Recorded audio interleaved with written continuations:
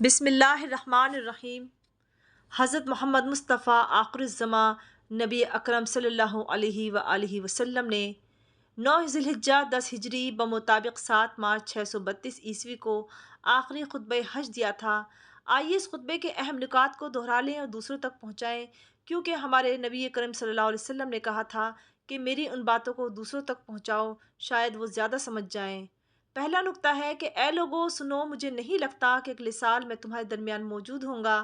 میری باتوں کو بہت غور سے سنو اور ان کو ان لوگوں تک پہنچاؤ جو یہاں نہیں پہنچ سکتے۔ نمبر 2، اے لوگو جس طرح یہ آج کا دن، یہ مہینہ اور یہ جگہ عزت و حرمت والے ہیں، بالکل اسی طرح دوسرے مسلمانوں کی زندگی، عزت اور مال حرمت والے ہیں۔ نمبر 3، لوگوں کے مال اور امانتیں ان کو واپس کر دو۔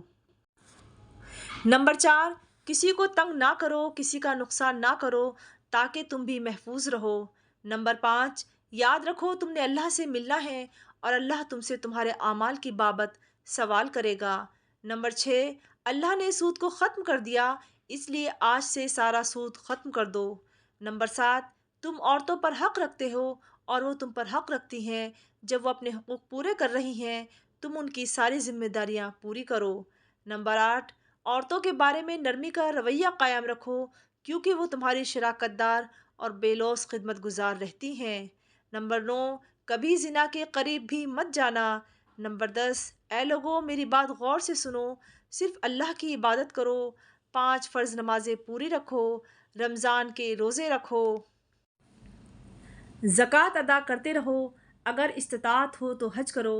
نمبر 11، زبان کی بنیاد پر، رنگ و نسل کی بنیاد پر تعصب میں مت پڑ جانا۔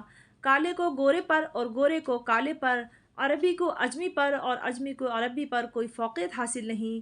ہر مسلمان دوسرے مسلمان کا بھائی ہے، تم سب اللہ کی نظر میں برابر ہو، برتری صرف تقویٰ کی وجہ سے ہے۔ نمبر 12، یاد رکھو تم ایک دن اللہ کے سامنے اپنے اعمال کی جواب دہی کے لیے حاضر ہونا ہے، خبردار رہو میرے بعد گمراہ نہ ہو جانا۔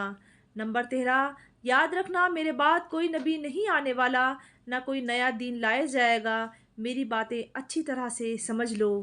نمبر 14، میں تمہارے لیے 2 چیزیں چھوڑ کے جا رہا ہوں، قرآن اور میری سنت، اگر تم نے ان کی پیروی کی تو کبھی گمراہ نہیں ہوگے۔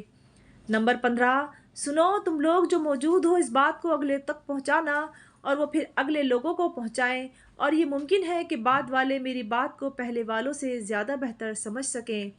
پھر آپ صلی اللہ علیہ وسلم نے آسمان کی طرف چہرہ اٹھایا اور کہا، اے اللہ گواہ رہنا، میں نے تیرا پیغام تیرے لوگوں تک پہنچا دیا۔ اللہ تعالیٰ ہمیں ان لوگوں میں شامل فرمائے جو اس پیغام کو سنیں اور آگے پہنچائیں اور اس پر عمل کرنے کی توفیق عطا فرمائے۔ وآخر دعوانا ان الحمد للہ رب العالمین۔